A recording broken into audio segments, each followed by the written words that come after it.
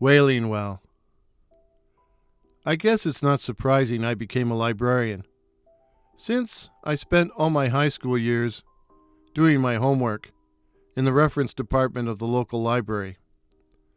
Sometimes, when I was by myself, I'd go straight home, but most nights I could find someone to hang out with.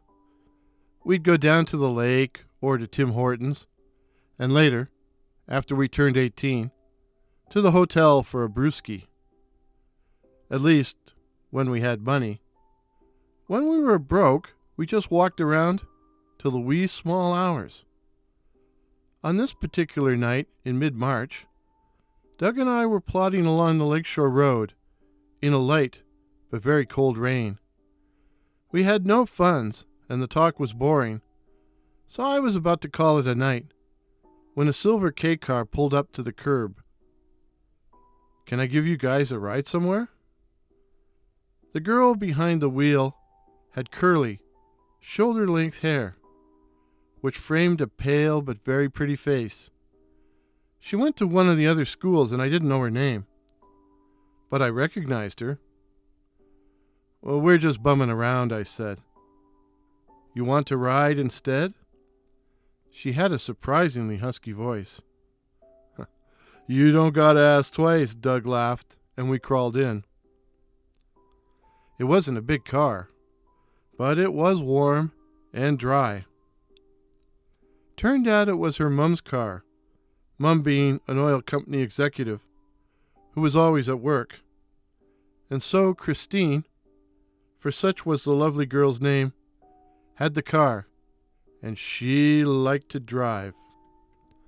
We headed east, stopping at the big park in Clarkson to watch the whitecaps roll in from the dark waters of the lake, then back to town. I tried to have a conversation with her, but Doug, who had grabbed the front seat, kept up a running commentary on rock music and was fiddling with the radio, changing channels, etc., etc., etc., etc. I think he must have been getting on her nerves, and the evening ended early. She dumped me off first at the foot of Kerr Street, condemning me to a long, wet walk home, while Doug stayed in the nice, warm car. "If he rings the bell, man," I said, shaking my wet head in anger and frustration. It was a long night. But next day, Doug didn't even mention Christine or allude to the incident. So nothing must have happened between him and her. Serves him right, the a-hole. I managed to avoid Doug for the rest of the day. As truth be told, I didn't want to hang out with him that evening. I preferred to be alone. I didn't even head to the library, even though I had a ton of homework. Instead, I went for a stroll down the Lakeshore Road. At least it wasn't raining. After 20 minutes in the cold, a car pulled up beside me, and I heard Christine say, in her husky voice, "You're alone tonight." "Yeah," I said. "I know. Witty, eh? Hop in." She didn't have to ask me twice either. We headed north, out of the downtown, passing over the Queen to an area of new subdivisions. We didn't talk. I kept racking my brains for something interesting to say, and kept coming up short. But it was more than that. It was like I couldn't speak, shouldn't break the silence. After a time, Christine turned and gave me an odd smile. "You don't talk all the time, like your friend. What? Are you afraid of me?" "Afraid of making the wrong move, yeah." I started trying to say something, but she cut me off with a, "I like that. I like the silence." which made it all right. Or so I supposed. We passed down a muddy street in an area of houses under construction, ending up in a field of waste ground on a bluff overlooking the 16. Christine drove the car slowly across, stopping close to the edge. Is this it, I wondered, uncertain what to do? A bright full moon had broken through the clouds, bathing us in moonlight, but the effect was more foreboding than amorous. In truth, it seemed like a strange place to make out, if that's what this mysterious girl had in mind. I felt like a clod, but I had to ask, why are we stopping here? I love this spot. I find it restful. I've never been up here before, I said. And then Christine said, have you ever wanted to die, John? No! I blurted loudly in surprise. I hadn't seen that coming. I think about it all the time. But why? She ignored me and continued. A girl killed herself up here a while ago. Drove her car over the edge. It's 100 feet to the creek below, which is shallow, rocky. I think about her. I think about it all the time. All you have to do is put the car in drive and put your foot down on the accelerator. And she did it, just as she was talking. The car jumped forward to the edge. I had taken my seatbelt off earlier and got the passenger door open and fell out, landing hard on the cold, cold ground, looking up just in time to see the undercarriage of the car as it tipped over the side of the bluff. Just in time to hear the stupendous crash as the vehicle hit the creek bed below. I'd had the wind knocked out of me, but half crawled, half staggered to the brink, and looking down, saw nothing. Nothing. Nothing. Just the silvery moonlight sparkling on the shallow water below. Where was the car? Where was Christine? There was nothing there.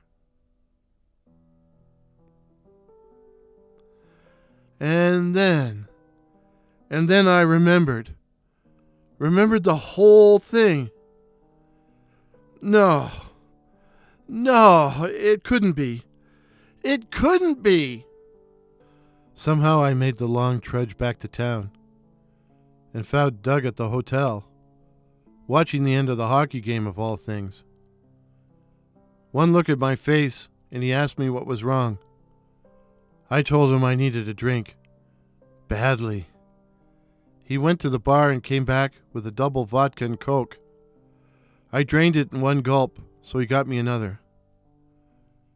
When I was finally able to talk, I stammered, "Do you remember a girl picking us up the other night?" "What girl?"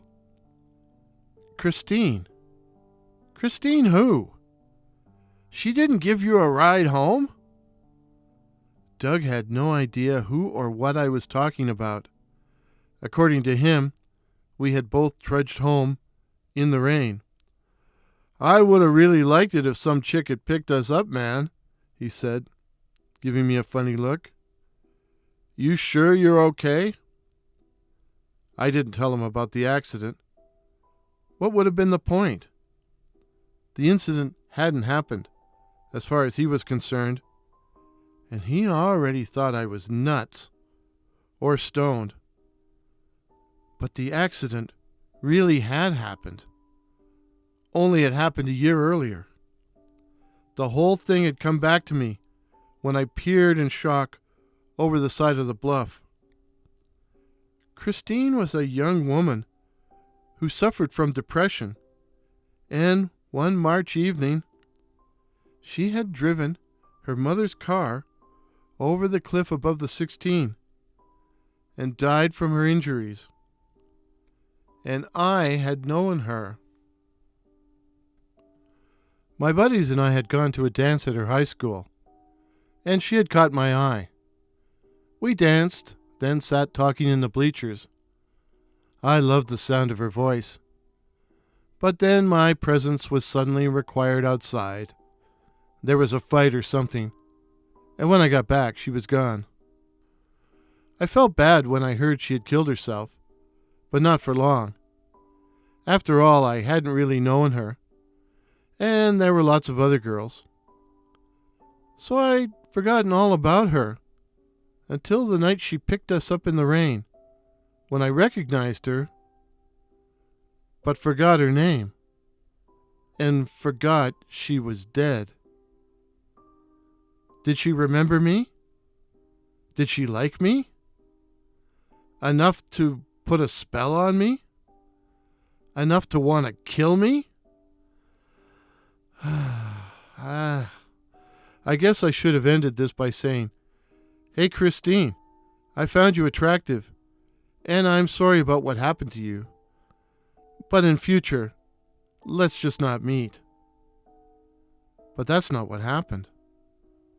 For months after, I walked the Lakeshore Road until the wee small hours of the morning, straining my ears for the sound of a car pulling to the curb, for the sound of a voice I knew saying, "You're alone tonight." Would I have got in? And would I have stayed in the car when she pressed her foot down on the accelerator? I'll never know. I'll never know, as she never came back. I guess that's okay. I guess.